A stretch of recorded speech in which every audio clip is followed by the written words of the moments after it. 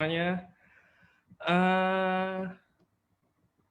Hari ini udah Sabtu. Kalau dari saya, untuk teman-teman yang achiever ranking dan nanti akan ke GWK, semakin deket ya teman-teman, semakin singkat waktu yang tersisa. Buat teman-teman yang mungkin belum konfirmasi atau belum dikonfirmasi, bisa lebih ini lagi deh, maksudnya kayak mungkin kontak ya Pak, saya mau konfirmasi, mungkin kayak begitu, itu ngebantu banget kalau emang belum dikonfirmasi sama Alden ya.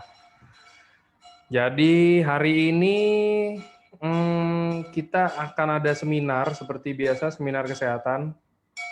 Sorry, itu ada tukang cincau di depan rumah saya. Lewat, jadi suaranya kayak begitu. Nah, jadi hari ini kita as usual, kita ini akan adain seminar kesehatan. Menarik sih kalau dari saya seminar kesehatannya, karena temanya pun berubah-ubah setiap minggu. Nah, jadi di hari ini kita bakal bahas sedikit mungkin tentang autis. Nah, mungkin teman-teman nanya-nanya, saya pun juga nanya-nanya pertamanya. Cuman kayak apa sih hubungannya AFC, produk apa sih yang bisa buat autis? Karena kebetulan anak saya mungkin amit-amitnya ya, atau misalkan saudara saya atau apa. Karena jujur ngomong, saya punya seseorang di hidup saya, asik, yang ngalamin autis juga. Jadi saya ada anggota keluarga juga yang kayak begitu. Saya sebenarnya nggak tahu sih apa, cuman kalau namanya orang dulu ya, ada yang bilang lebih ke arah itu mah cuman karena mungkin emang nggak pede aja, karena mungkin juga bisa dibilang nggak pede ya, maksudnya kayak nggak pede untuk ngomong di publik, nggak pede untuk minta sesuatu, bahkan ke orang tuanya sendiri, nggak pede untuk ngomong karena menurut dia pribadi bahasanya aneh atau apa gitu kan. Nah, jadi jadilah begitu, yang mungkin kita bisa sebut itu gangguan, tapi kita mungkin belum tahu ya itu autis atau enggak. Cuman biar lebih jelasnya lagi, ini udah mulai nambah banyak lagi partisipansnya. Soalnya ini loh, kalau misalkan saya mulai sekarang nih, ini Dokter Buana kan juga udah ada nih. Nah, kebetulan Dokter Buana yang hari ini bakal bawa. Nah, jadi kita enakan ngobrol-ngobrol dulu aja ya, Dok ya. Jadinya Ya, nanti juga pertanyaan-pertanyaannya buat teman-teman yang lain juga, maksudnya sekali aja gitu mau nanya hal yang sama, jangan si A nanti nanya satu hal, terus udah jalan setengah jam nanti si B nanya hal lain lagi. Jadi mending kita tungguin aja, nggak masalah. Ini di record kok, ini di record Pak atau Pak, saya sorry saya Pak atau Bu deh, itu ini di record, ini akan bisa ditonton lagi, nanti ditonton ulang di FB. Cuman kan kalau sebenarnya sih itu ada positifnya ya. Cuman jeleknya itu kalau misalkan nonton ulang nanti nggak bisa nanya dong ke Dokter Buana ya kan. Jadi enakan sih sebenarnya nonton live. Jadi bisa kalau mungkin kalau emang ada yang mau ditanya atau apa kayak gitu kan bisa tanya secara langsung. Nah ini Dokter Buana, kita ya, ngobrol dulu Dok. Jadi mungkin ada insight nggak sih Dok, kayak gimana ya? Bukan insight, kayak intermezzo sedikit. Apa sih autis hmm, itu Dok biasanya? Mungkin boleh dijelasin dulu Dok. ya, Singkat, karena nanti kan detailnya ada. ya. Selamat sore Bapak Ibu. Ya, kita ketemu kembali. Mungkin materi ini belum kita mulai ya. Autis ini sebenarnya satu kondisi apa namanya, boleh dibilang yang sangat-sangat tidak diharapkan sebenarnya bagi orang tua ya. Yang paling sering ini kan apa yang mengidap ini kan anak-anak ya, anak-anak kita. Nah, kalau dulu orang tua yang tidak aware sama perkembangan tumbuh kembangnya putra-putrinya itu banyak yang terlewatkan, boleh dibilang begitu. Terlewatkan kondisi mental, psikologi, kemudian komunikasi, perilaku hidup, ya gitu. Kadang mereka menganggap hal ini menganggap hal yang biasa. Oh, nanti setelah dewasa baru dia akan berubah dan lain sebagainya begitu. Nah, ternyata bukannya berubah, tapi malah membuat tambah tidak normal lah, boleh dibilang kehidupannya begitu. Autis itu kan uh, auto, jadi dirinya sendiri gitu. Jadi dia sepertinya tidak ada dalam lingkungan sosial. Jadi dia berjalan sendiri, dia dengan gayanya sendiri, emosionalnya sendiri seperti itu.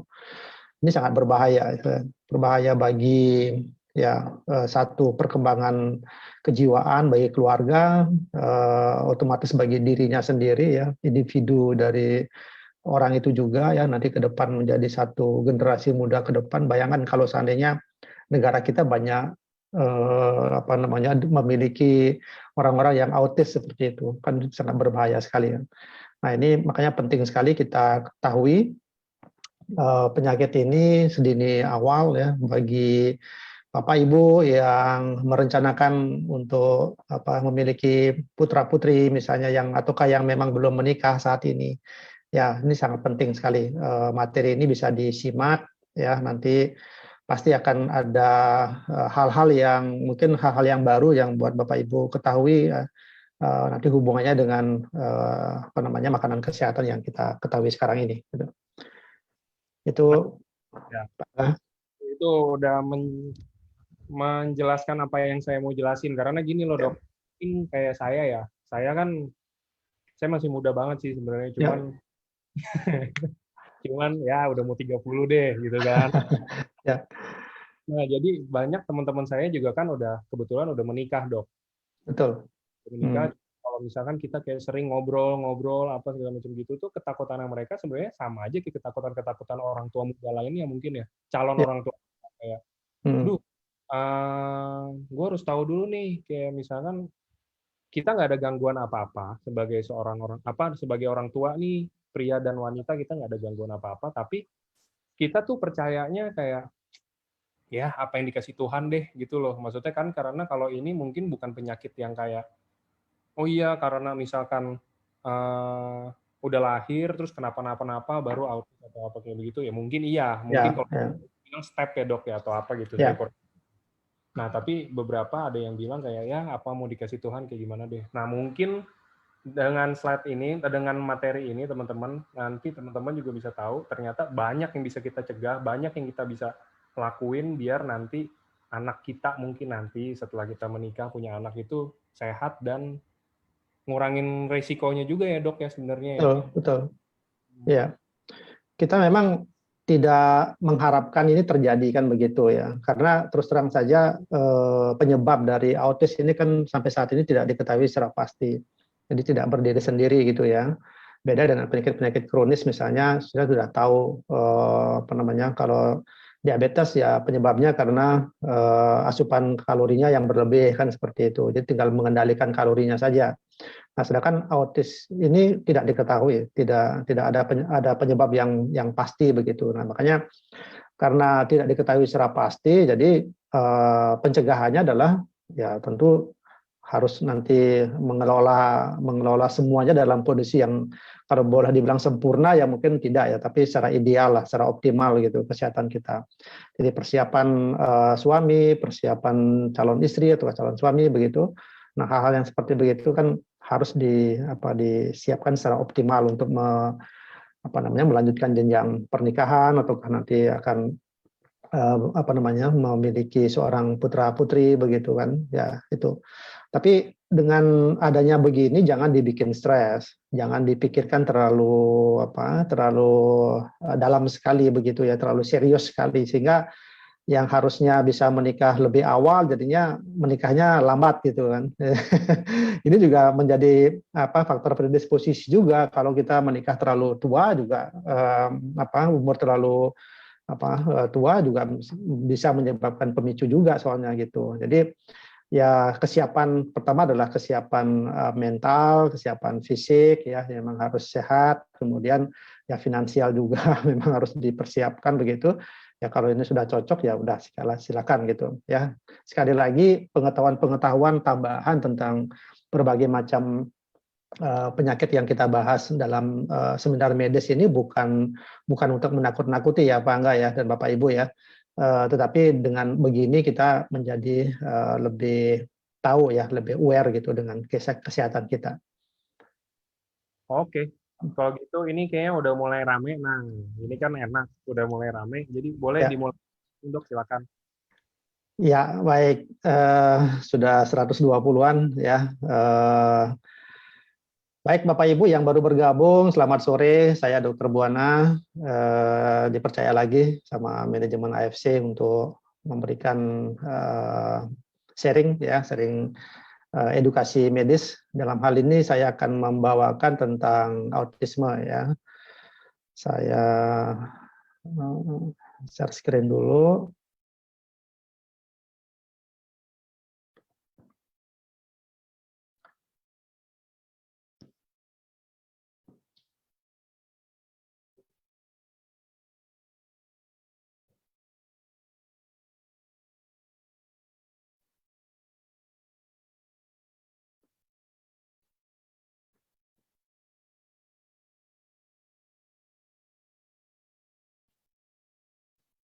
Sore ini agak lambat.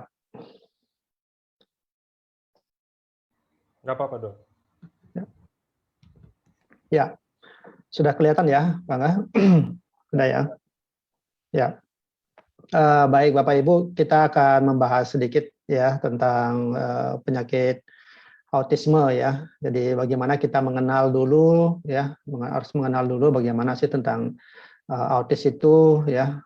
Kemudian nanti apa yang bisa kita lakukan ya untuk menangani autis itu ya. Ada beberapa bahasan yang nanti kita akan bahas ya. Pertama tentang definisi, ya barangkali ada Bapak Ibu yang belum mengetahui tentang autisme itu seperti apa ya definisinya. Kemudian nanti bagaimana kita bisa mendiagnosa penyakit autisme ini dan bagaimana menata laksananya ya penyakit ini. Dan yang ketiga, bagaimana masalah-masalah dan problem yang bisa muncul ya terhadap kondisi autisme ini pada anak-anak ya, ataukah pada orang dewasa. Dan yang paling terakhir adalah bagaimana cara menanganinya bila mana ada kondisi sakit yang diderita oleh keluarga kita atau anak kita ya, penyakit autisme ini. Baik. Bapak Ibu, ini pengertian dari autisme ya, yaitu yang perlu digarisbawahi ini adalah gangguan perkembangan otak ya. Jadi otak sendiri kan itu sebagai salah satu organ penting ya yang bisa untuk sebagai sumbernya apa namanya pengetahuan di sana, mengatur perilaku yang dan semuanya ya.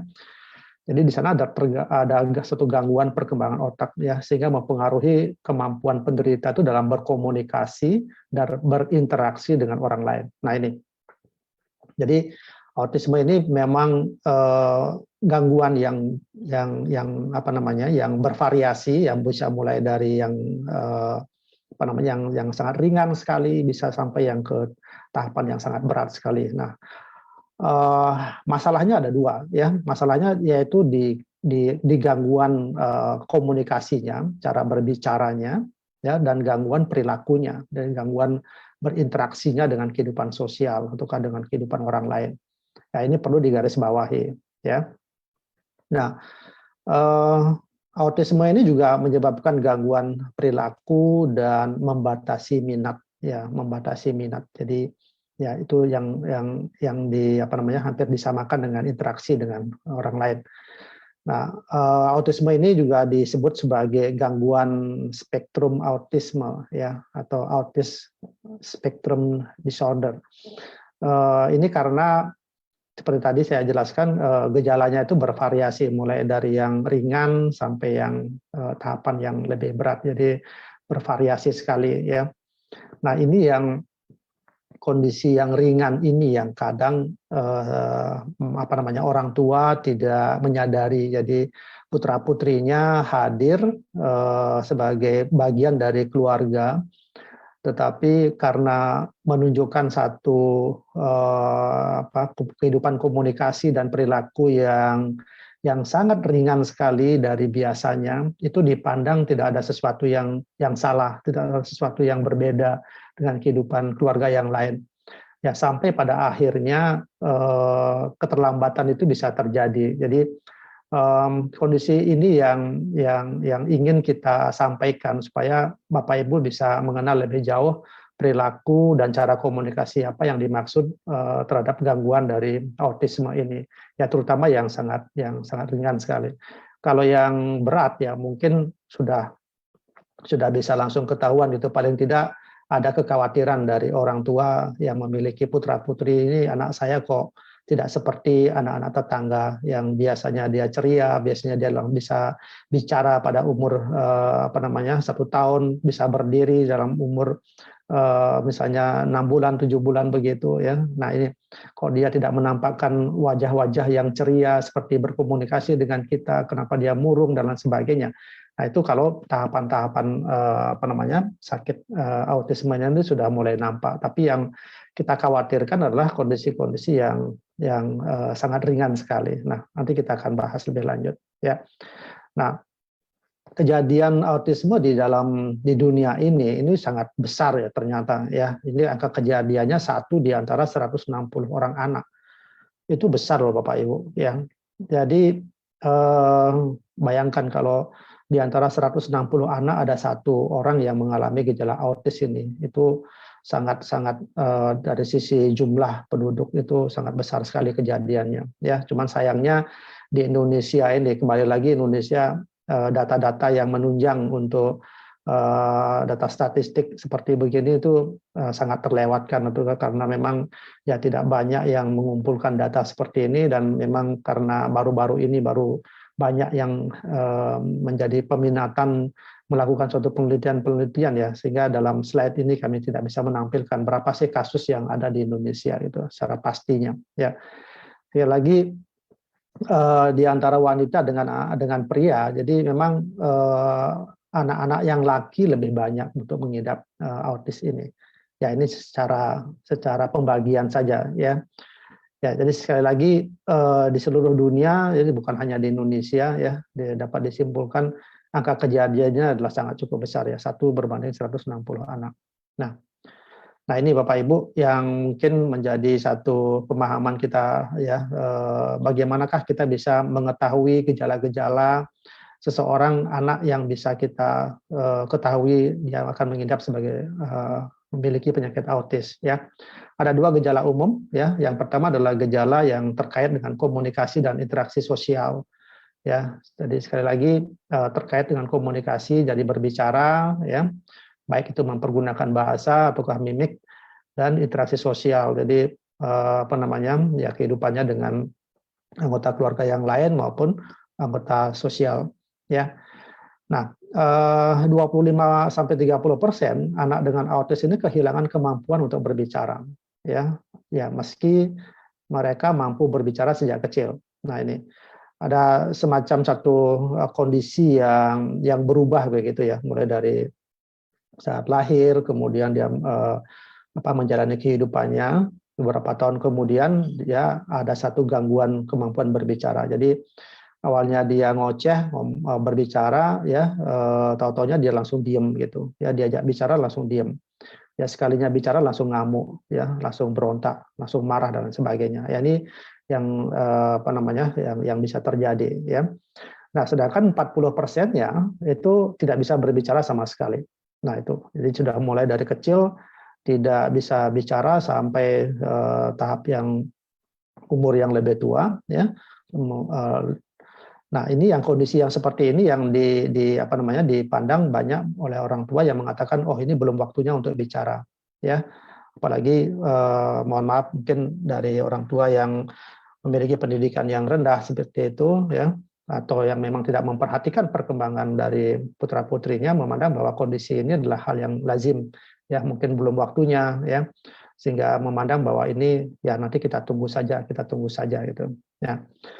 Itu yang paling utama ya, kehilangan kemampuan berbicara atau memang tidak bisa berbicara sama sekali ya. Nah, gejala-gejala lainnya itu bisa dimunculkan juga ya. Misalnya tidak merespon saat namanya dipanggil ya, meskipun kemampuan pendengarannya normal ya. Jadi bedanya adalah seperti itu Bapak Ibu ya. Beda dengan yang mengalami tidak bisa bicara oleh karena tuli gitu ya. Jadi dipanggil-panggil dan ngomong ya karena memang nggak bisa mendengar gitu. Tapi ini berbeda. Jadi organ pendengarannya normal ya, tapi dia saat dipanggil memang tidak mau menyahut ya, seperti itu ya. Kemudian tidak pernah mengungkapkan emosi, jadi tidak peka terhadap perasaan orang lain ya. Jadi entah orang lain mau marah, entah dia mau menangis, entah dia mau orang-orang yang berada di sekitarnya. Jadi dia ininya datar aja gitu ya, tidak ada satu reaksi emosi yang ditimbulkan gitu ya. Kemudian yang selanjutnya adalah tidak bisa memulai ataukah meneruskan percakapan. Jadi bahkan hanya meminta sesuatu saja. Jadi katanya hanya kata-kata yang keluar hanya satu dua ya. Setelah itu diam gitu. Ya, jadi banyak ya yang yang mungkin anak-anak tersebut bisa kita lihat secara langsung bagaimana kehidupannya mereka seperti itu ya. Kemudian gejalanya yang lain adalah sering mengulang kata ya, tapi tidak memahami penggunaannya secara tepat, itu mengulang kata-kata itu dia terus diulang-ulang, sering menghindari kontak mata ya, kalau kita diajak ngomong dia sering menghindari kontak, jadi dia mengerjakan sesuatu ataukah dia mengambil sesuatu sehingga tatapan matanya memang menghindari dari yang kita ngajak ngomong terhadap mereka ya. Dan kurang juga menunjukkan ekspresi ya, seperti itu, jadi ekspresinya datar aja gitu ya. Kemudian nada bicaranya yang tidak biasa ya, bisa datar seperti robot gitu ya. Kemudian lebih senang dia menyendiri ya, seperti dia punya dunianya sendiri, seperti autisme ya, seperti itu jadi memang dia memiliki kehidupan yang sendiri gitu ya. Jadi memang lebih senang menyendiri, cenderung tidak memahami pertanyaan ya. Kemudian enggan untuk berbagi, enggan untuk berbicara ya, bermain dengan orang lain. Jadi seperti inilah hal-hal yang bisa ditimbulkan muncul gejala-gejala bagi anak-anak yang mengalami autisme ya. Nah, gejala yang kedua itu adalah gejala pada pola perilaku ya. Jadi yang pertama adalah komunikasi, yang kedua adalah pola perilaku. Yang gejala-gejalanya adalah seperti misalnya mengalami sensitif ya, terhadap cahaya, ya, sentuhan, suara, tapi tidak merespon terhadap rasa sakit. Nah, ini ya, hati-hati ya. Kemudian rutin menjalankan aktivitas tertentu ya, marah jika ada perubahan, misalnya yang tadinya dia mengerjakan sesuatu kemudian kita ganggu dia tiba-tiba langsung marah, marahnya pun kelewatan gitu, jadi tidak hanya sekedar marah tapi ini marahnya sangat kelewatan gitu ya. Nah, ini memiliki kelainan pada sikap tubuh, pada pola gerakan ya, misalnya selalu berjalan dengan berjinjit misalnya, ataukah dia perilaku kebiasaan-kebiasaan yang tidak normal lah yang ditimbulkan. Jadi hal-hal yang seperti begini cukup perlu kita curigai ya Bapak Ibu, kalau ada perilaku-perilaku yang sedikit tidak normal yang ditunjukkan ya. Kemudian melakukan gerakan repetitif ya, misalnya mengibaskan tangan ataukah mengayunkan tubuh ke depan dan ke belakang. Nah, ini hal-hal yang sekali lagi hal-hal yang tidak lazim ya bagi anak-anak ya. Kemudian hanya memilih makanan tertentu ya, misalnya makanan dengan tekstur tertentu itu saja terus yang diminta, kalau tidak dituruti langsung marah, langsung mengamuk dan lain sebagainya ya. Jadi mungkin masih banyak lagi gejala-gejala yang lain yang muncul ya.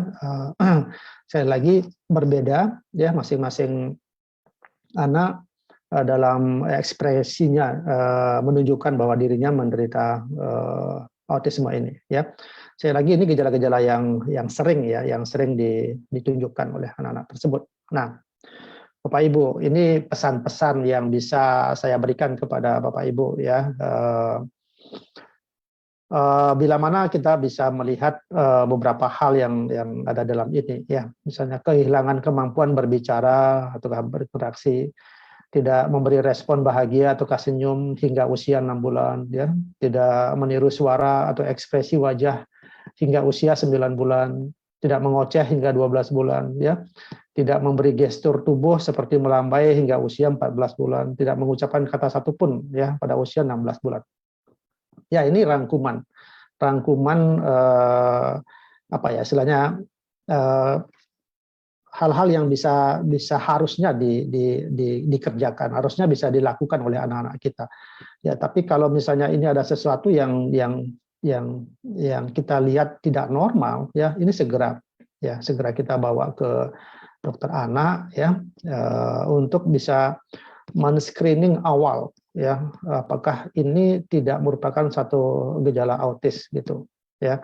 Jadi jangan melewatkan masa perkembangan anak ini sampai ke tahapan yang lebih jatuh, yang lebih dalam begitu ya, sehingga kita nanti akan mengalami keterlambatan di dalam menangani ya.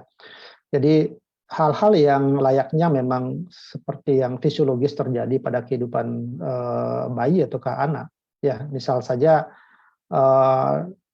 anak-anak yang kita gelitiin gitu misalnya ya, kita ajak bercanda dia seperti itu ya, yang seharusnya dia bisa senyum, ini kok ekspresinya seperti datar saja ya, kayak ya ini jangan dianggap sebagai hal yang biasa ya.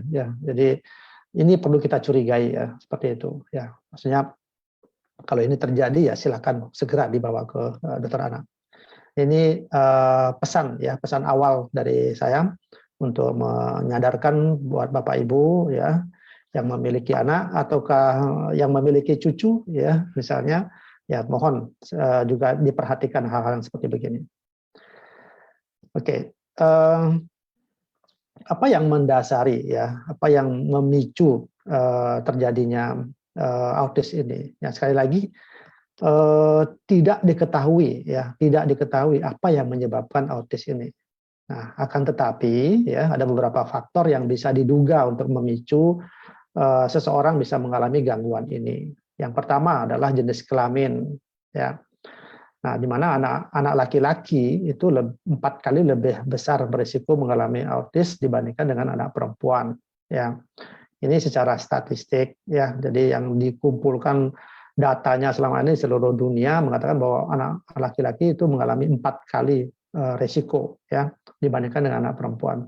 Yang kedua adalah faktor genetik ya. Faktor genetik 2-18% orang tua dari anak penderita autis memiliki anak kedua dengan gangguan yang sama. Nah, jadi kalau seandainya anak pertama, anak yang sebelumnya mengalami autis, maka 2-18% anak yang selanjutnya juga akan mengalami autisme juga. Gitu. Ya, ini ternyata ada faktor genetik juga yang berpengaruh di sini. Nah, yang ketiga adalah kelahiran prematur, ya. Tentu dengan kelahiran yang seperti ini, ya dari sisi faktor organ, ya fungsi organ, otak dan sebagainya, pada saat dia dilahirkan dengan kondisi yang prematur tentu juga memang punya pengaruh, ya. Yang selanjutnya adalah pajanan selama dalam kandungan. Nah, pajanan ini artinya yang menerpa kehidupan dari ibu ya yang mengandung bayinya ini dipengaruhi ya, artinya yang bisa mengganggu kehidupan normal dari pertumbuhan janin tersebut. Misalnya dalam masa kehamilannya banyak mengkonsumsi alkohol ya, banyak mengkonsumsi obat-obatan ya, terutama misalnya ada anak yang ada ibu yang mengalami penyakit epilepsi misalnya, jadi dia mengkonsumsi obat epilepsi dalam masa kehamilannya, itu juga bisa menyebabkan potensi untuk menyebabkan anaknya menjadi autis ya. Nah, kemudian terlahir kembar ya, pada kasus kembar tidak identik terdapat 0-31%. Nah, kemudian kembar identik lebih tinggi lagi ya, 36-95%. Tapi sekali lagi tidak semuanya. Ini jangan merasa ketakutan sekali kalau misalnya ibunya mengetahui ada hamil kembar begitu, wah ini sudah memikirkan jangan-jangan anak saya nanti autis dan sebagainya. Jadi sekali lagi jangan berpikir seperti itu ya. Nah, ini yang tadi saya maksudkan Pak Angga, mungkin usia ya. Jadi usia nikah jangan juga terlalu tua begitu ya. Jadi sehingga nanti melahirkan juga pada umur yang lebih tua. Nah, ini dari sisi data ya mengatakan bahwa semakin tua usia saat memiliki anak, maka semakin tinggi risiko memiliki anak autis. Nah, ini ya, jadi menikahlah pada usia yang cukup gitu ya. Kemudian yang terakhir adalah pengaruh dari gangguan lain ya. Ini tentunya ada beberapa penyakit-penyakit yang menyertai juga yang bisa menyebabkan terjadinya autis ya. Misalnya ada sindrom Down syndrome ya. Oke. Nah, ada satu keyakinan atau satu pendapat dari Bapak Ibu pasangan ya yang mungkin membaca dari sisi literatur dan sebagainya ya. Saya meyakinkan bahwa tidak ada keterkaitan ya antara pemberian vaksin, misalnya vaksin MMR ya, dengan anak menjadi autis ya. Ini ketakutan dari ketakutan dari orang tua nanti kalau disuntik vaksin itu nanti anak menjadi autis itu. Wah, ini jangan ya. Jadi malah justru kalau pemberian vaksin ini sangat melindungi jadi putra-putri kita itu ya, jangan oleh karena berita-berita yang tidak yakin begitu kita akan tidak kita berikan anak kita vaksinasi yang memang sangat menolong sekali itu ya, terhindar dari infeksi misalnya campak maupun kondongan gitu ya.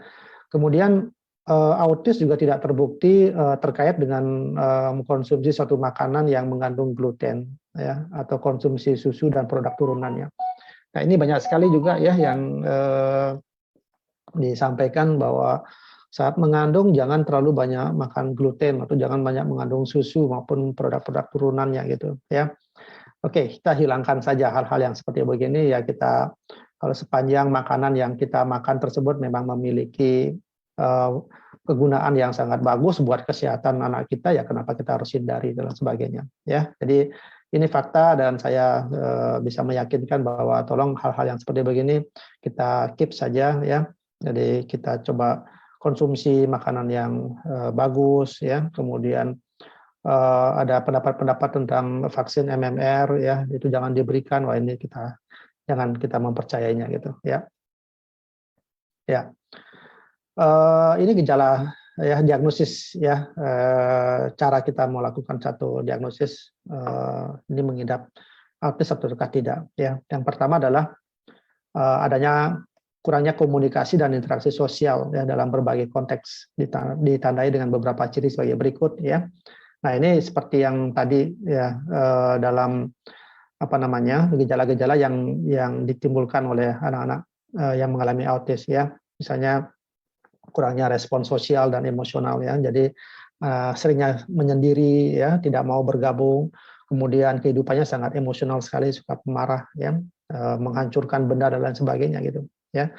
Kurangnya bahasa tubuh dalam interaksi sosial. Jadi diajak berbicara dia sering mengalihkan tatapan mata dan lain sebagainya. Jadi tidak bisa diajak berbicara secara lama gitu. Ya, kurangnya kemampuan membangun dan mempertahankan hubungan sosial. Jadi ini ciri-ciri yang bisa kita pakai untuk mendiagnosis awal jangan-jangan anak ini mengalami autis ya. Kemudian yang kedua adalah pola perilaku, aktivitas ataukah ketertarikan yang berulang dan terbatas ya. Ini ditandai setidaknya 2 dari 4 ciri-ciri ya. Jadi kalau ada 2 dari 4 ciri-ciri ini itu bisa kita kita diagnosis ini jangan-jangan mengalami autisme. Yang pertama adalah melakukan aktivitas secara berulang ya, mencakup gerakan dan ucapan. Nah, ini. Jadi gerakan-gerakan yang tadi maju ke belakang, mundur ke belakang, jalannya menjijit dan sebagainya ya.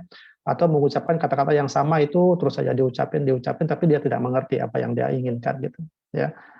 Yang kedua adalah perilaku atau ucapan yang memperlihatkan rutinitas yang sama. Nah, ini ya hampir sama dengan yang tadi. Ya, kemudian yang ketiga fokus dan ketertarikan yang abnormal pada sesuatu. Jadi kalau dia menggenggam sesuatu, jadi dia tidak mau melepaskan itu, ya. Harusnya dia tidak boleh memegang itu, dia pegang terus-menerus dan sebagainya. Nah, ini perilaku yang abnormal ini yang perlu kita perhatikan. Kemudian reaksi yang berlebihan atau sebaliknya, kurangnya reaksi pada aspek sensorik terhadap lingkungan. Jadi reaksi yang berlebihan itu seperti tadi, misalnya kita mau mengambil mainannya, reaksinya sangat reaktif sekali gitu, bisa sampai merusak, bisa sampai marahnya luar biasa begitu ya, sangat berbeda dengan kehidupan normal anak-anak lainnya ya. Dan nomor 3, gejala ini muncul pada periode perkembangan awal ya, dan makin terlihat jelas seiring waktu. Nah, ini jadi mungkin di tahap-tahap awal yang gejalanya masih ringan seperti itu ya, kita belum menyadarinya, tetapi akan semakin jelas bila mana kehidupannya dia bertambah waktunya akan bertambah lebih dewasa begitu maksudnya ya. Jadi kecurigaan kita dari awal ini sepertinya anaknya mengalami begini, tapi 1 tahun kemudian tambah lebih jelas lagi. Nah ini bisa kita diagnosis seperti itu. Yang keempat, gejala menyebabkan penderita autis mengalami gangguan pada lingkungan kerja, sosial, dan ruang lingkup lainnya. Nah ini bagi anak-anak yang mengalami gangguan kehidupan sosial, tentunya dia tidak akan bisa berinteraksi dengan temannya, ya. Tidak bisa diajak bermain, dia hanya bisa menyendiri saja dan lain sebagainya. Ini pasti akan mengganggu mengganggu kehidupan sosialnya. Ya. Yang kelima adalah gejala yang dialami tidak dapat dijelaskan dengan gangguan perkembangan atau kecacatan. Ya, kadang-kala memang kita tidak bisa mengidentifikasi ini penyebabnya apa gitu ya. Kok anak ini memiliki satu perilaku dan sikap yang beda dengan anak yang lainnya. Nah ini kalau sesuatu yang sulit untuk dijelaskan seperti itu, mungkin kita arahkan bahwa ini jangan-jangan ini mengalami autis gitu. Ya, jadi itu Bapak Ibu ada 5 cara kita untuk bisa mendiagnosis dari autis ini, dan dari beberapa item itu bisa kita lihat penjelasan-penjelasannya ya. Nah, pada kehidupan autis ini ya, anak-anak yang mengalami gejala autis ini yang kita tidak inginkan dalam kehidupan perkembangan kehidupan selanjutnya, itu anak ini mengalami satu kehidupan komplikasi yang cukup akan mengganggu kehidupan normalnya dia gitu ya. Jadi sangat mungkin anak ini akan mengalami gangguan pencernaan ya, gangguan pola makan, gangguan pola tidur, ya, perilaku yang agresif dan lain sebagainya. Nah, kenapa hal-hal ini bisa terjadi ya? Seperti yang saya jelaskan di slide yang sebelumnya, bahwa dalam kehidupan yang normal anak-anak ini biasanya dia akan menunjukkan satu keinginan-keinginan yang boleh dibilang bervariasi begitu ya, bervariasi. Hari ini dia pingin buah, mungkin sebentar lagi dia pingin susu, sebentar lagi dia pingin ikan, pingin daging dan sebagainya. Tapi anak yang autis ini dia kehidupannya tuh monoton ya, boleh dibilang keinginannya hanya itu saja gitu ya. Kalau diberikan makanan yang lain dia akan menolak, dia akan bisa marah kalau kita paksakan, dia bisa marah.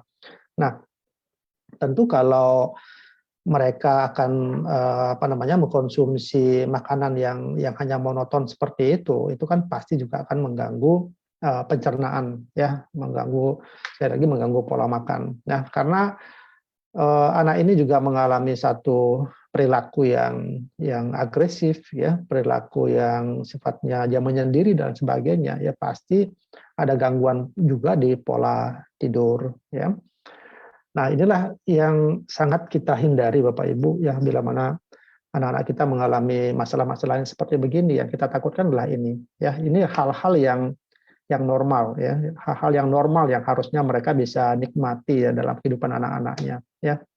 Sangat disayangkan sekali ya, bila mana kita tidak mengetahuinya secara cepat, mereka sudah terbiasa dengan kehidupan yang seperti begini, dan pada akhirnya nanti ada gangguan-gangguan yang lain lagi ya, seperti nanti terjadinya gangguan mental ya, mengalami depresi, ya, mengalami kecemasan, ya, gangguan suasana hati, impulsif dan sebagainya. Ini harus kita hindari ya. Kemudian ada juga anak-anak yang mengalami gangguan sensorik ya, tidak bisa mendengar suara yang berisik saja ya, yang mendengar suara berisik saja langsung emosi dia dan sebagainya ya.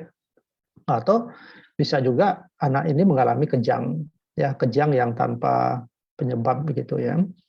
Jadi kalau dia kena serangan begitu tiba-tiba langsung kejang gitu. Nah, ini jadi kejang juga termasuk salah satu gejala yang bisa muncul akibat kelanjutan dari autis ini gitu ya. Dan yang terakhir komplikasinya dari berupa tuberous sclerosis ya. Tuberous sclerosis adalah penyakit langka yang memicu tumbuhnya tumor jinak yang banyak di banyak organ termasuk di otak. Jadi dia juga bisa memunculkan ini ya. Jadi kalau kita membaca dari komplikasi yang bisa ya yang bisa muncul dari kehidupan anak-anak yang mengalami autis ini, ya itu sangat kita sangat kita sayangkan ya apabila kita tidak secara cepat kita mengetahui ya anak-anak yang mengalami autis ini untuk kita segera kita tangani ya, semoga dan mereka tidak ke dalam tahapan yang lebih lanjut sampai terjadi komplikasi. Ini yang kita tidak inginkan Bapak Ibu ya. Nah, bagaimana tentang penata laksanaannya ini ya. Penata laksanaannya ini harus komprehensif ya. Jadi komprehensif. Jadi tidak bisa berdiri sendiri seperti itu ya, karena yang pertama bahwa yang diobati itu bukan hanya anaknya saja yang mengalami masalah, tetapi keluarga juga harus juga mendapatkan satu terapi tersendiri ya. Saya tidak bisa membayangkan ya bila mana ada anggota keluarga yang memiliki anak yang mengalami seperti ini ya. Tentu ada satu kondisi awal yang mungkin tidak bisa diterima oleh anggota keluarga tersebut ya. Jadi ada semacam suatu penyesalan, ada semacam ketidakpenerimaan dalam kehidupannya ya. Ada satu kekecewaan begitu, kenapa saya memiliki anak yang seperti begini gitu. Nah, ini terapi di samping anaknya itu terapi terhadap keluarga ini juga sangat penting ya. Jadi penanganan terhadap kasus autis ini sekali lagi tidak hanya terfokus pada anak-anaknya, tetapi pada anggota keluarga yang lain juga harus ada terapinya. Ya, jadi ada 3 terapi yang bisa kita jalankan. Yang pertama adalah terapi perilaku dan komunikasi. Ini maksudnya adalah kepada pasiennya sendiri, ya, kepada pasiennya sendiri. Yang kedua adalah terapi keluarga, ya. Yang ketiga adalah dengan penggunaan obat-obatan, ya. Nah, untuk terapi perilaku dan komunikasi ini adalah satu terapi yang bisa diajukan begitu ya, yang bisa diberikan kepada anak tersebut melalui satu profesi tertentu ya, misalnya dengan dokter anak yang sudah memiliki kompetensi dalam hal ini adalah tumbuh kembang anak begitu ya, ataukah ya melibatkan satu profesi yang lain misalnya ke tenaga-tenaga psikologi ya, nah, tenaga fisioterapi juga dan sebagainya ya, karena dari terapi perilaku dan komunikasi ini kita bisa lihat di bawahnya adalah ada terapi analisa perilaku terapan namanya ya. Jadi ini membantu penderita berperilaku positif ya dari segala situasi. Terapi ini juga membantu penderita mengembangkan kemampuannya dalam berkomunikasi dan meninggalkan perilaku negatif ya. Ini ada satu terapi yang kita sebut sebagai terapi analisis perilaku terapan. Nah, yang kedua itu ada disebut sebagai DIR ya. Ini berfokus pada pengembangan hubungan emosional antara anak autis dan keluarga. Jadi bagaimana bentuk dari terapi-terapi ini ya, ini tentunya nanti akan bisa dijelaskan lebih lanjut ya nanti pada dokter anak yang mempelajari mengkhususkan diri dalam tumbuh kembang maupun mengajak satu tenaga fungsional yang lain ya, seperti tenaga psikoterapi begitu, psikologis ya, untuk menjelaskan lebih lanjut dalam hal ini. Ada juga terapi okupasional ya. Okupasi ini mendorong penderita untuk hidup mandiri ya. Jadi mengajarkan beberapa kemampuan dasar, misalnya berpakaian, mandi, memakai kaos kaki, ya, menyikat gigi, makan dan sebagainya. Itu terapi-terapi ini memang harus segera dilakukan ya. Jadi memang kehidupan anak-anak yang mengalami autis ini kemandiriannya itu sangat kecil sekali. Jadi memang sangat tergantung sama orang, mau mandi saja tidak bisa, mau makan aja, menggunakan sendok saja tidak bisa dan sebagainya gitu. Ya, jadi memang kehidupan yang normal seperti ini harus kita cepat ketahui dan Bila mana memang itu ada, jadi kita harus terapi sedini mungkin. Ya, ada juga disebut sebagai speech terapi. Ya, terapi ini belajar mengembangkan kemampuan berkomunikasi. Jadi kita tahu tadi bahwa anak-anak ini ada yang sama sekali tidak bisa berbicara, oleh karena dia diam terus. Ya, ada yang hanya menggunakan kata-kata, satu kata, dua kata saja, habis itu berhenti. Ya, ini yang kita mau latih, ya, sehingga kemampuan mereka untuk bisa berkomunikasi dengan anggota keluarga yang lain, untuk ada kehidupan sosial dengan yang lain itu bisa menjadi lebih baik. Ya, itu terapi-terapi yang bisa diberikan kepada anak-anak yang mengalami autis. Nah, untuk terapi keluarga, ya, terapi keluarga ini berfokus membantu orang tua dan keluarga penderita autis. Ya, melalui terapi ini keluarga akan belajar cara berinteraksi dengan penderita dan mengajarkan penderita berbicara dan berperilaku normal. Ya, ini yang kata boleh dibilang ini cukup berat ya yang dialami oleh keluarga, karena yang pertama secara psikologis ya, secara mental keluarga ini tidak siap ya untuk menerima anak dengan autis seperti begini ya. Nah, upaya untuk menerima kondisi yang seperti ini pun itu membutuhkan perjuangan yang luar biasa ya. Menerima kondisi anaknya seperti itu ya, apalagi ada satu pembanding dengan anak yang di keluarganya ataukah di tempat yang lain dan kehidupannya yang normal seperti itu. Ini butuh perjuangan yang sangat berat untuk menerima kondisi seperti begini. Dan yang kedua, setelah dia bisa menerima, dia bisa mengajarkan bagaimana membuat anaknya yang mengalami autis itu bisa untuk berperilaku yang normal dan bisa berkomunikasi secara normal. Nah, ini dua effort yang harus dimiliki oleh keluarga yang seperti begini. Ya, jadi sekali lagi tidak hanya anak yang mengalami autis yang harus diperbaiki, ya, yang harus ditata laksana, tetapi keluarga dalam kehidupan satu keluarga kecil, keluarga besar, si anak yang mengalami autis ini juga harus menjalani terapi. Ya. Yang ketiga ini masalah obat-obatan. Ya, obat-obatan yang dimaksud di sini adalah bukan obat-obatan untuk mengatasi autisnya, ya, untuk mengobati autisnya, bukan, ya, tetapi yang dimasukkan di sini adalah bila mana ada kondisi-kondisi ataukah komplikasi yang muncul ya akibat dari penyakit autis ini, itu maksudnya diberikan obat-obatan ya. Misalnya kalau dia kejang misalnya, ya kita berikan obat anti kejang. Misalnya ada kemauan dari anak yang terlalu berlebihan, misalnya mengamuk gitu ya, tanda-tanda psikotik begitu ya, kita misalnya dokter juga memberikan obat-obat anti psikotik ya.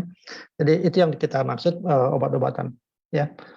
Nah, misalnya juga mengalami gangguan tidur ya, kita bisa sampai juga memberikan obat-obat obat-obat tidur ataukah memberikan melatonin ya, suatu hormonan juga untuk mengatasi gangguan tidur. Jadi ini Bapak Ibu yang bagaimana cara kita memberikan penanganan kepada anak maupun ada keluarga yang memiliki gangguan autis ini. Ya. Nah, ada satu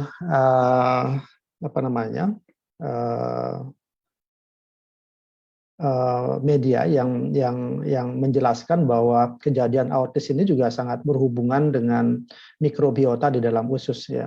Jadi terjadinya penyakit autis ini setelah dilakukan satu penelitian itu punya hubungan dengan mikrobiota ataukah mikroorganisme yang positif yang ada di dalam usus ya. Ini hubungannya dengan pembentukan imun, ada metabolik dan neuroaktif ya, tingkat neuroaktif. Jadi ada beberapa dalam penelitian ini dikatakan bahwa anak yang mengalami disorder autis ini ataukah itu jumlah dari mikrobiotanya itu sedikit gitu ya, sehingga ditemukan ini juga merupakan suatu potensi terjadinya autis spectrum disorder. Jadi inilah makanya kalau terjadi satu gangguan gangguan di dalam mikrobiota di dalam usus, itu akan juga memicu satu kondisi-kondisi yang dalam hal ini yang kita bahas ini adalah autisme. Nah, ini makanya penting sekali buat dalam kehidupan pranikah begitu ya, dalam kehidupan pranikah, atau kita mau mempersiapkan untuk apa namanya memiliki anak begitu. Jadi sangat penting kita akan menambahkan satu nutrisi di dalam tubuh kita, bagaimana kita dapat menyeimbangkan ya mikrobiota di dalam usus ya. Kita tahu bahwa mikrobiota itu ya apa namanya itu memang sangat penting sekali ya, dan dalam belakangan ini banyak dilakukan penelitian ya. Jadi ada bakteri-bakteri yang memang memiliki fungsi yang sangat bagus sekali buat kesehatan dari usus kita ya, banyak yang memunculkan dari sisi imun ya, dari sisi peningkatan metabolisme ya, dan lain sebagainya. Jadi nah dalam hal ini kan kita mengenal dalam satu produk kita yang dimana memang dalam komposisinya ada bakteri-bakteri yang sangat baik yang dimasukkan ke dalam ingredient dari produk kita ya. Oke. Nah, bagaimana kita mau melakukan pencegahan ya. Dalam hal ini pencegahan terutama bagi yang belum menikah ataukah belum mempersiapkan untuk keinginan untuk memiliki anak ya. Jadi perilaku untuk hidup bersih dan sehat ya, ini harus kita tingkatkan terus ya, harus menjadi satu kebiasaan yang wajib dilaksanakan ya, untuk mempersiapkan pada saat kita mau memulai untuk menikah maupun mempersiapkan untuk memiliki anak ya. Kurangi berkunjung ke daerah-daerah yang banyak polusi misalnya, ataukah kita jangan menciptakan polusi sendiri di dalam rumah, misalnya kegiatan merokok dan sebagainya ya. Kemudian banyak mengkonsumsi makanan ya yang mengandung antioksidan ya. Jadi ada suplemen misalnya ya, silakan saja itu dilakukan konsumsi rutin ya. Nah, ada satu proteksi yang khusus ya dalam hal ini adalah probiotik ya. Kita tahu probiotik adalah organisme yang sangat baik yang memang kehidupannya normal di dalam tubuh kita ya, tetapi dalam kondisi-kondisi yang tertentu itu bisa menyebabkan penurunan jumlah sehingga fungsinya pun menjadi menurun. Sehingga kita memang perlu juga mengkonsumsi satu makanan kesehatan atau satu suplemen yang di dalamnya memang mengandung probiotik. Nah, seperti tadi yang saya jelaskan dalam uji klinis yang tadi disampaikan ya, bahwa terjadinya autis ini juga sangat berhubungan dengan mikrobiota yang ada di dalam usus kita. Ya, kita tahu ya, kalau saat ini kita sedang mengkonsumsi SOP Subarasi maupun sedang mengkonsumsi Usukusi ya, itu sudah di jalan yang benar, harus saya bilang begitu ya. Karena bagaimanapun ini kedua makanan kesehatan ini menjadi makanan yang superfood begitu, yang istilahnya sekarang kita kenal ya, dikenal sebagai makanan yang superfood gitu ya. Nah, mungkin Bapak Ibu yang sering mendengarkan LOP yang sebelumnya ya, ini saya ambil dari kesimpulan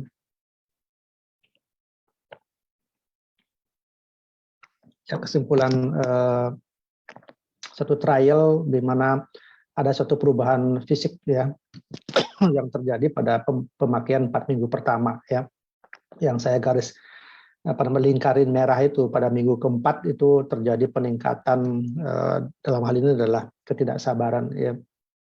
Jadi orang yang selalu tidak sabar begitu ya, yang sering ngamuk atau sering memiliki satu sikap-sikap yang abnormal, boleh dibilang seperti begitu, itu akan diredam gitu ya.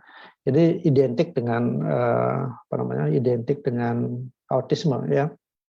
Jadi kenapa banyak anak-anak yang mengalami autis ya diberikan SOP ya, dulu SOP 100 ya, sekarang ada SOP Subarasi ya, itu sangat signifikan perubahan yang yang bisa dilihat gitu ya, perkembangannya sangat signifikan.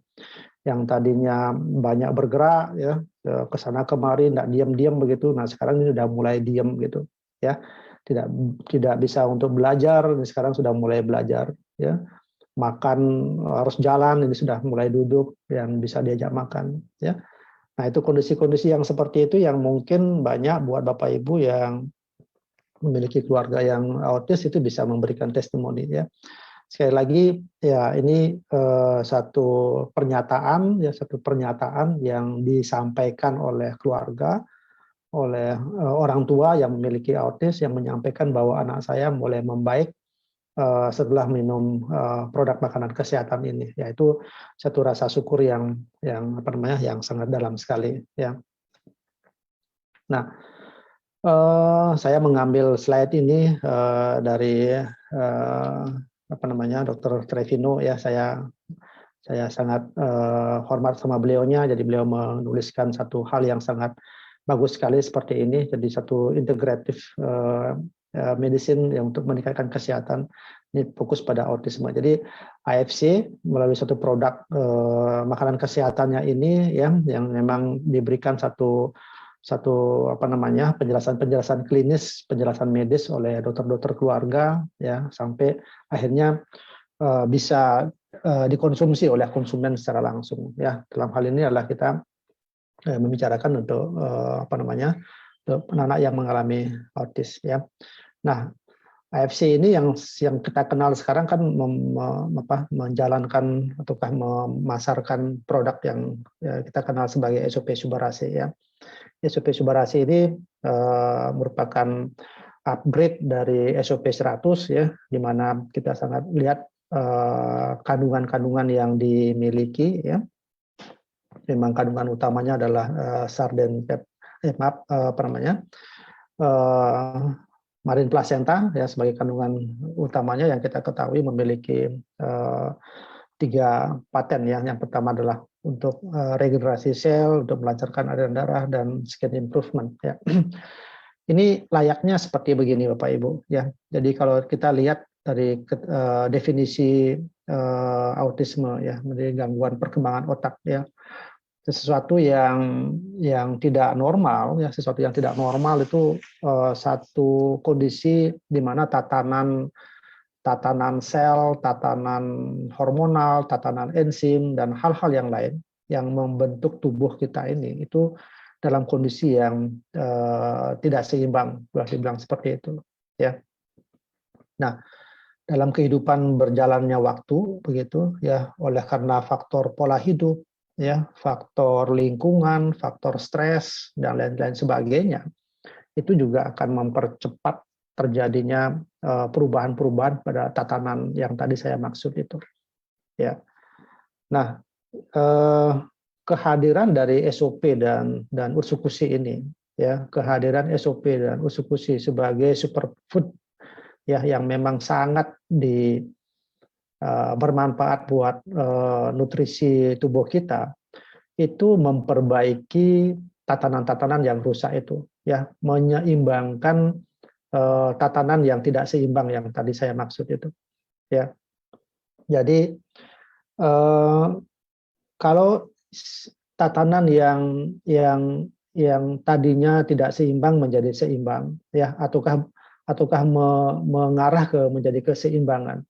Jadi kalau saat itu mengalami satu kondisi sakit dan membutuhkan obat misalnya, ya tentu yang kita harapkan adalah jumlah obat maupun dosis obat yang dibutuhkan itu tidak besar, gitu ya. Jadi sedini mungkin kita mengkonsumsi makanan kesehatan ini, ya, mengkonsumsi SOP Subarasi ataukah Utsukushi, ya, itu akan lebih cepat memperbaiki kerusakan-kerusakan tatanan sel, tatanan hormonal, tatanan enzim dan lain sebagainya di dalam tubuh kita yang sudah mengalami kerusakan dan kematian. Jadi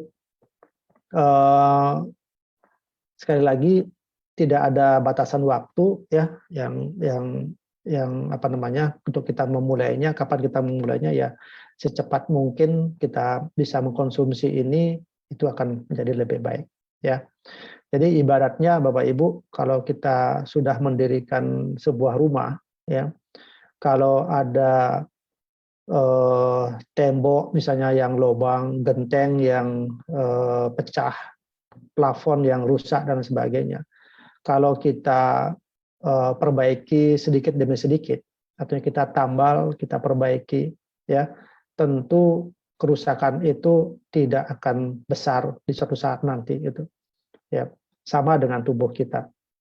Jadi pada saat ada satu gejala-gejala yang muncul, kita sudah segera kita tangani, ya. Ada sesuatu yang apa namanya, hasil laboratorium misalnya yang kita kenal ada yang meningkat atau ada yang menurun, tidak dalam kondisi seimbang, kita segera tangani. Tentu dalam kehidupan yang lebih lanjut lagi, kalaupun misalnya kita akan mengalami sakit, tentu biaya yang kita habiskan untuk memperbaiki kesehatan itu menjadi lebih sedikit. Ya, jadi saya kira saat ini kita mengenal SOP Subarasi dan SOP dan produk Utsukushi. Saya kira ini sudah satu langkah yang sangat tepat sekali, ya. Jangan dulu berbicara tentang hasil yang ingin didapatkan secepat mungkin, ya. Tapi lakukanlah secara rutin, ya, meminum atau mengkonsumsi produk ini, ya, sesuaikan dengan kebutuhan kita, ya. Dan kadang kita tidak sadari kegunaan atau manfaat dari kedua produk ini kita sudah dapatkan, gitu, ya. Jadi lakukan saja, rutinitas saja, konsumsi saja setiap hari rutin, ya, sesuai dengan kebutuhan kita, itu pasti akan kita dapatkan manfaatnya, ya.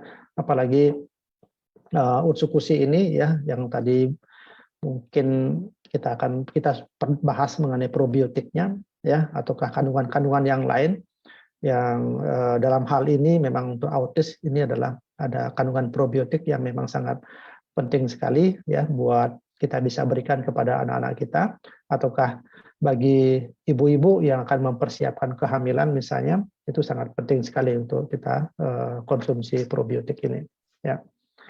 Nah, ini juga slide yang saya pinjam dari Dr. Trevino, ya. Jadi sekali lagi, anak yang ingin memiliki tubuh yang sehat, jiwa yang sehat, ya, itu memang harus dari keluarga-keluarga yang sehat juga, ya. Keluarga yang sehat ini tentunya memiliki satu lingkungan ekonomi yang bagus, psikososial yang bagus, ya, lingkungan fisik, lingkungan biologis, ya, perilaku individu. Nah, ini tentunya sangat dipengaruhi, ya, dipengaruhi oleh hal-hal yang bisa menyebabkan keluarga ini mengalami masalah, ya. Nah, tentu supaya ini menjadi satu keadaan yang seimbang, ya, tentu ini sudah sangat tepat sekali, ya, apabila sekarang ini dalam kondisi, apalagi dalam suatu kondisi pandemi begini, ya, AFC ini hadir untuk memberikan support, ya, kepada keluarga-keluarga yang misalnya mengalami masalah di dalam ekonomi misalnya, jadi bisa menjadi bagian AFC untuk bisa meningkatkan dari tahap kehidupan ekonominya ini, ya. Bagi yang sudah mapan misalnya tentu satu mengkonsumsi suplemen, ya, mengkonsumsi makanan ini untuk meningkatkan gaya hidup, ya, memperbaiki kehidupan, ya, pola hidup, itu tentu sangat bagus sekali, ya. Kemudian dari sisi sistem pelayanan kesehatan, ya, tentunya kehadiran AFC Medical dalam hal ini sering setiap hari Sabtu kita sering diskusi tentang penyakit-penyakit medis begitu, dan ada tenaga kesehatan yang bisa sharing hal-hal yang seperti begini, tentu itu sangat bagus sekali, ya. Tentu siklus yang seperti begini ini memang sangat penting sekali buat negara kita ya untuk memperkuat sisi kesehatan bagi masyarakat Indonesia ya. Jadi ini sangat bagus sekali slide-nya ya. Jadi ini memang sih berbicara secara umum, tapi apa hubungannya AFC ini hadir di Indonesia itu bisa memberikan satu nilai tambah buat kita dari sisi ekonomi, ya, dari sisi kesehatan. Saya kira ini memang tujuan yang sangat mulia sekali. Ya, baik Bapak Ibu, itu yang dapat saya sampaikan. Ya, terima kasih atas partisipasinya. Saya kembalikan ke Pak Angga. Mungkin kita bisa mulai dengan pertanyaan. Oke, thank you dok. Nah, ya. Sekarang kita mulai pertanyaan.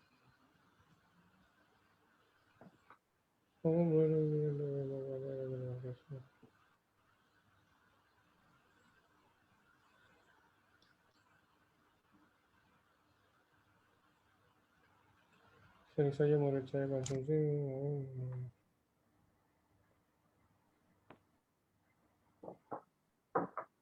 Oke.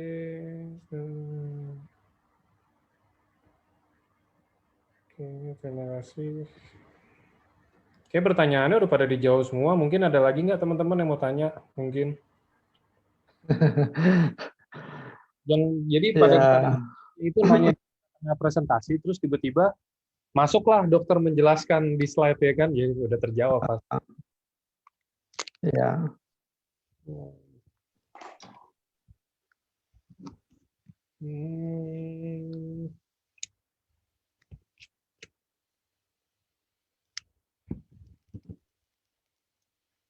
Oke. Nah. Oh enggak, bukan. Mungkin ada pertanyaan-pertanyaan yang lain Pak Angga yang mungkin bukan mengenal tentang autis, itu silakan aja sih. Kita sharing aja. Oke, saya ada pertanyaan menarik nih dok. Enggak seputar autis juga sih. Ya. Kalau misalkan autis itu rata-rata banyak kan autis itu kan bawaan lahir ya dok ya? Ya. Ada nggak sih dok autis yang kayak mungkin lahir normal segala macam, cuman ya udah tiba-tiba dia jadi autis aja gitu? Oh ada Pak. Jadi memang pengaruh lingkungan itu sangat penting ya. Ya terutama dari sisi kehidupan keluarga inti dari si anak itu ya. Jadi kalau seandainya orang tuanya juga tidak memperhatikan tumbuh kembangnya dari anak itu, jadi perkembangan itu juga sangat mempengaruhi perkembangan otaknya gitu ya. Dan kondisi munculnya autis juga sangat besar dalam hal ini gitu ya. Jadi memang anak tersebut sudah memiliki kans gitu ya untuk menjadi autis, tetapi dia memang berada dalam kondisi keluarga yang tidak mendukung ya kehidupan normalnya dia, maka muncullah kehidupan autis tersebut pada anak ini gitu. Itu masih sangat mungkin, Pak. Ya. Oke. Nah, ini juga ada yang tanya, dok kalau hiperaktif aja itu sama nggak sih sama autis atau beda dok? Gimana Pak? Hiperaktif. Reaktif. Hiperaktif itu sama. Ya. Ya, itu kan sebagai salah satu gejala ya. Sebagai satu gejala, ada yang memang hiperaktif, ada yang memang munyendiri begitu ya. Gejala-gejala seperti itu masing-masing anak-anak autis itu beda-beda ya. Bisa munculnya berbeda-beda gitu ya. Nah, hiperaktif yang dimaksud ini kan satu kondisi tingkah laku yang berbeda dari anak pada umumnya begitu ya. Yang umumnya kalau anak-anak ada semacam jeda begitu dia kalau dia bermain misalnya begitu ya. Ini malah terus bergerak, terus bermain seperti tiada henti gitu ya. Tenaganya nggak habis-habis gitu ya. Nah, tentu hiperaktifnya ini juga disertai dengan tanda-tanda atau gejala-gejala yang lain ya, tidak hanya hiperaktifnya saja gitu. Jadi ada misalnya sikap-sikap yang lain, ataukah cara komunikasinya juga tidak sama dengan anak yang normal seperti itu. Ya. Jadi berbeda Pak, berbeda. Apa namanya, masing-masing anak itu dalam ekspresinya di kehidupan sehari-hari itu. Oke. Nah, ini ada yang tanya lagi kalau autis. Nah, kalau anak autis, jadi gini dok, ini kita general aja ya dok ya. Ya, Eh, Kalau dari pengetahuan umum mungkin pada bilang kalau autis itu kita bisa ya nggak tahu ya, bukan disembuhin, bahasanya dipulihin, tapi dengan cara kita sendiri. hmm, Misalkan hmm, kayak contoh ditenangin, diajarin, diedukasi gitu loh. Lo ya, harusnya mau marah jangan kayak begini loh. Itu kalau menurut dokter pribadi itu ngebantu atau itu cuman apa ya kayak sementara gitu loh dok, kayak maksudnya kan tetap kalau autis itu kan kayak tadi yang udah dijelasin berarti ada penghambatan perkembangan otak gitu kan. ya. Jangan kalau dengan kayak begitu ya udah bisa pulih aja gitu loh, autisnya hilang atau tetap harus dicoba dengan perawatan-perawatan lain. Ya, seperti yang tadi saya sampaikan, penanganan untuk anak autis ini kan ada 3 ya. Yang pertama adalah penanganan masalah perilaku dan komunikasinya, penanganan terhadap keluarganya. Jadi kalau terjadi komplikasi baru penggunaan obat-obatan kan seperti itu. Ya, tentu apapun yang dilaksanakan oleh orang tua ya untuk memperbaiki dari sisi perilaku, dari sisi komunikasi pada anak tersebut itu pasti akan mempunyai pengaruh, Pak. Ya, untuk perbaikan dari sisi gejala-gejala yang dimunculkan oleh anak-anak tersebut gitu ya. Nah, sekarang kan sebatas mana kemampuan dari orang tua untuk bisa secara rutin dan aktif memperbaiki gejala-gejala tersebut. Nah, ini tentu pengetahuan tentang autis ini harus dipahami secara lebih dalam pada keluarga yang memiliki anak itu. Ya, kalau orang tua tersebut tidak mengetahui anaknya mengalami autis dan memandang bahwa itu bukan suatu penyakit, ya bukan suatu masalah pada anaknya, itu nanti konsistensinya itu nggak rutin, Pak. Tidak berjalan lama begitu ya. Dan tibalah saatnya apa namanya perkembangan jiwa dari anak tersebut itu menjadi lebih lebih lebih parah lagi gitu ya. Nah, makanya ya paling tidak orang tua harus mengetahui dulu bahwa anaknya ini harus terdiagnosa dulu sebagai autisme gitu ya, dan mendapatkan pengetahuan tentang bagaimana cara penanganan dari anaknya ini. Ya, jadi sekali lagi kalau kita sudah memiliki pengetahuan dasar tentang autisme, kemudian kita mengetahui tata cara penanganannya ya, dan mendapatkan satu rujukan-rujukan harus pergi kemana untuk memperbaiki masalah kesehatan dari anaknya ini, tentu itu kan lebih berhasil ya dari untuk istilahnya memperbaiki pertumbuhan dan perkembangan anak ini gitu ya. Saya sih berharap apa ya istilahnya ya sekarang dengan kemajuan teknologi seperti itu ya, masalah autis ini bukan lagi menjadi satu hal yang sulit begitu yang untuk diketahui. Tapi kembali lagi bahwa ya anak yang mengalami autis ini yang hidup di dalam satu anggota keluarga itu memang harus mendapatkan satu perhatian yang lebih ya, karena ini boleh dibilang memiliki kebutuhan khusus seperti itu. Ya, apapun itu Pak yang bisa dilakukan oleh orang tua ya yang mengetahui itu yang bisa dilakukan buat anaknya pasti akan memiliki dampak yang lebih positif gitu. Oke. Oke dok, ini ada contoh kasus langsung DM ke saya, nggak mau Ya. disebut namanya.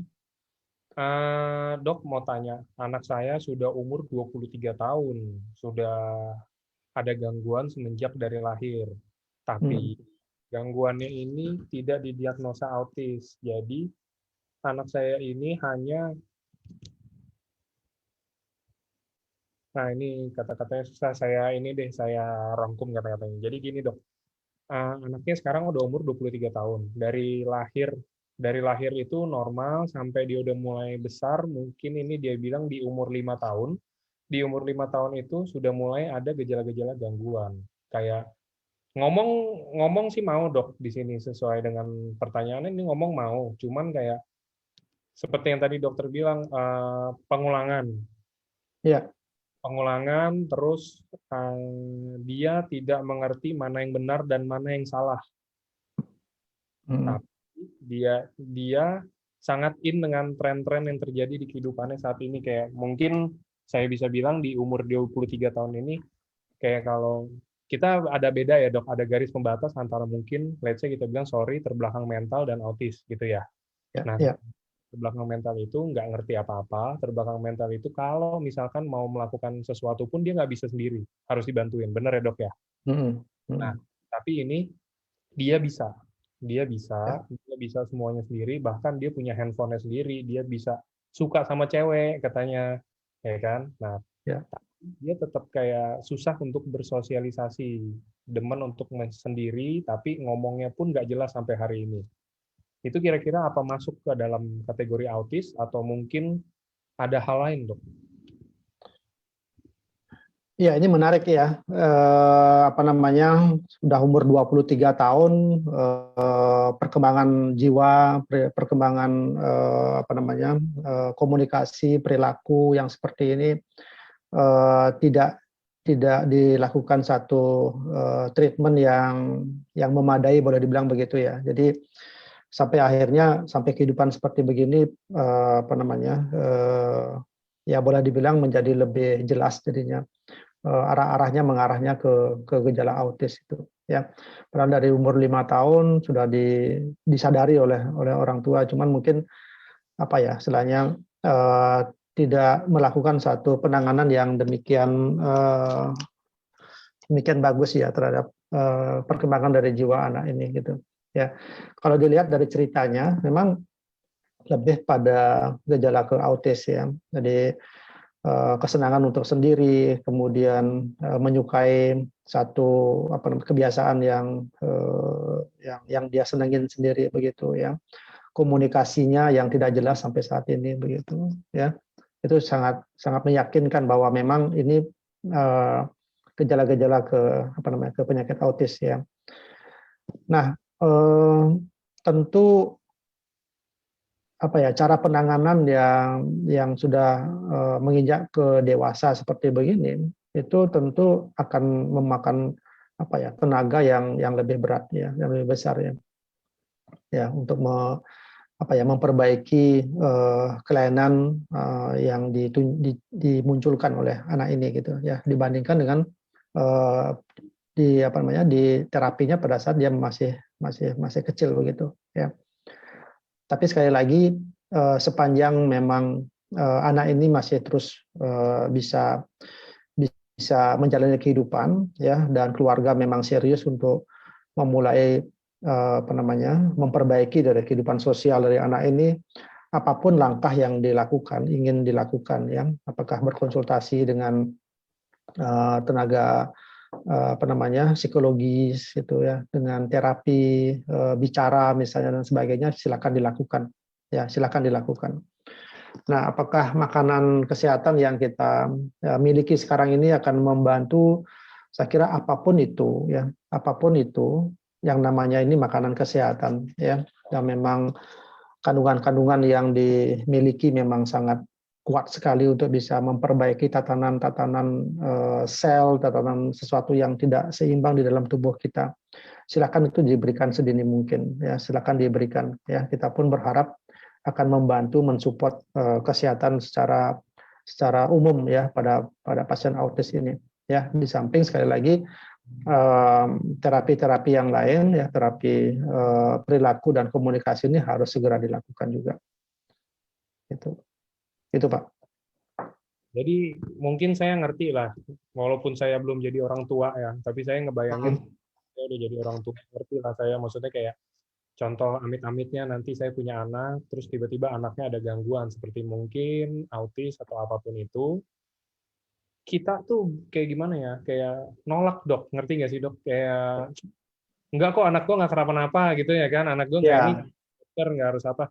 Nah itu teman-teman harus tahu, yang kayak begitu justru yang malah menjerumuskan, justru yang kayak begitu malah kebablasan, keterusan, sampai ntar mereka udah dewasa, dewasa dalam artian mungkin umurnya udah belasan tahun, 15 tahun, 17 tahun udah mulai ngerti, ya mereka gimana ya, dibilang terlambat juga mungkin belum terlambat, cuman kenapa kita nggak dari awal aja sih waktu kita tahu masalahnya gitu loh. Jangan ngebohongin diri sendiri kalau iya anak anak saya nggak kenapa-napa nih. Udahlah anak saya nggak kenapa-napa. Mungkin saya nggak tahu alasannya ya. Lagi-lagi saya belum belum menikah, saya belum punya anak, tapi mungkin menurut saya alasannya mungkin lebih ke arah juga mungkin malu ya dok ya. Betul. Oh, anaknya kayak begini, dulu lu kenapa lu ada yang salah enggak kayak begitu ya namanya ya kayak begitu Ya. namanya kesalahan kan harus dibenerin aja gitu kan. Ya, ya, memang harus diakui Pak, kalau apa namanya bagi orang tua yang memiliki anak yang seperti begini itu penerimaan awalnya itu pasti dia menentang Pak. Jadi apa ya istilahnya fase denial-nya itu pasti berat ya. Tidak mau terima begitu anaknya apalagi didiagnosis sebagai autis begitu ya. Nah, disinilah memang kedewasaan kita ya dalam berkeluarga misalnya sudah memiliki anak-anak itu. Ya, kondisi-kondisi yang seperti ini bisa saja memang hadir di kehidupan keluarga kecil kita begitu ya. Dan itu memang kita harus mempersiapkan jiwa kita, emosional kita, psikologi kita ya untuk menerima kehadiran anak-anak yang mengalami kebutuhan khusus seperti begini ya. Disinilah diuji ya kedewasaan kita sebagai orang tua ya. Artinya sekarang kalau kita sudah mengetahui dan memahami tentang autis itu, sedikit saja kekhawatiran yang bisa kita lihat ataukah dimunculkan oleh anak-anak kita di luar dari kebiasaan itu ya segera untuk berkonsultasi dengan dokter anaknya itu dan dilakukan terapi untuk secara lebih cepat begitu. Oke. Itu ya teman-teman. Nih ada pertanyaan lagi. Udah. Iya nih saya setiap hari Sabtu ikut Zoom ini saya terlalu dewasa kayaknya untuk seumuran saya deh pikiran. Kawin aja belum ya teman-teman ya. Jadi saya mikir kayak begitu. Cuman ya itu yang saya baca-baca juga emang kayak begitu dan yang saya mungkin kan saya juga banyak ketemu orang lain yang mungkin ada di posisi yang sama yang mereka rasain itu denial sih. Ya. Apa itu denial ya dok ya? Maksudnya kita nggak ada yang mau juga kayak begitu kan? Iya betul Pak. Jadi ya apa namanya semuanya kan mengharapkan yang baik-baik saja kan gitu ya dalam kehidupan yang normal begini ya. Tapi kalau misalnya kita diberikan oleh Tuhan soal ya dihadirkan anak yang seperti begitu kan kita harus terima. Ya pada akhirnya kita memang harus menerima itu. Ya menerima bukan dalam artinya kita pasrah ya, tetapi ya sekali lagi bagi Bapak Ibu yang sekarang ini kan kita menjadi keluarga besar AFC ya dan sangat bersyukur sekali AFC bisa mensupport kita setiap minggu loh ya. Setiap minggu itu satu yang luar biasa. Kita bisa sharing kesehatan, kita bisa sharing tentang beberapa penyakit-penyakit yang apa namanya yang mungkin selama ini kita tidak pernah kenal secara mendalam begitu ya, hanya di permukaan saja. Tapi dengan kehadiran tenaga-tenaga medis ya dokter yang bisa setiap minggu hadir memberikan informasi edukasi seperti ini kan luar biasa ya support dari AFC terhadap kita. Nah ini sambil kita mempersiapkan diri kan seperti itu oh ya kemarin ada informasi tentang autis begitu ya seperti begini gejala-gejalanya ya ternyata anak saya juga bicara mengalami autis gitu ya. Oke, sekarang kita akan tangani dia, perbaiki dia kehidupannya, komunikasinya supaya menjadi yang normal kembali gitu ya. Ya, walaupun tadi saya pernah di slide yang pertama mengatakan bahwa autis ini memang susah untuk disembuhkan gitu. Tapi ada juga kok anak yang memang bisa ke kehidupan yang normal sampai bisa menjadi sarjana, bisa bekerja secara normal di kehidupan sosialnya dia itu pasti bisa terwujud ya asalkan memang dia tumbuh dalam satu terapi yang benar-benar bagus gitu ya untuk terapi autisnya ini. Itu saja sih gininya garis bawahnya gitu ya.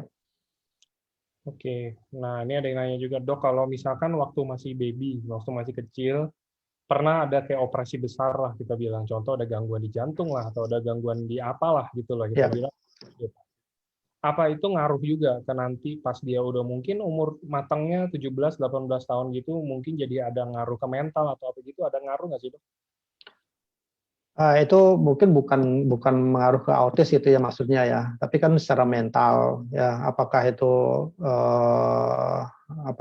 si anak ini mungkin ya banyak macam sih yang akan bisa mempengaruhi ya. Ini contoh saja karena bekas operasinya begitu jadi ada satu bekas luka operasi yang itu dipikirkan misalnya sehingga malu diperlihatkan kepada temannya dan lain sebagainya. Itu kan juga kondisi-kondisi yang bisa menyebabkan gangguan begitu ya. Atau akibat dari operasinya misalnya kehidupannya menjadi sering sakit ya sehingga sering tidak masuk sekolah dan lain sebagainya, itu juga bisa mempengaruhi ya. Tapi sekali lagi itu bukan tidak mengarah ke soal autis dalam hal ini. Yang dalam autis ini karena masalah perkembangan otaknya memang dia dari awal sudah memang memiliki satu potensi ke arah gangguan ke sana, Pak. Gitu. Oke. Oke. Siap usulnya boleh. Ini LCFC. Kayaknya oke. Sebelumnya saya cuma mau bilang ya teman-teman, maksudnya kayak ini kan kita di sini sih ngebantu teman-teman semua untuk hidup lebih sehat. Bukan teman-teman doang, bahkan mungkin kalau yang lebih luasnya lagi, mungkin keturunannya juga bisa jadi sehat karena kitanya sehat gitu kan. Kan sekarang ada yang peribahasa bilang buah tuh nggak jauh, jika jatuh jauh dari pohonnya. Ya memang kalau pohonnya bagus, Ya, sehat ya kan, anaknya juga pasti kan nggak mungkin kenapa-napa yang kayak gimana ya kan. Sejauh ya, ini betul. nggak harusnya ya kan dok. Ya, Nah betul, betul.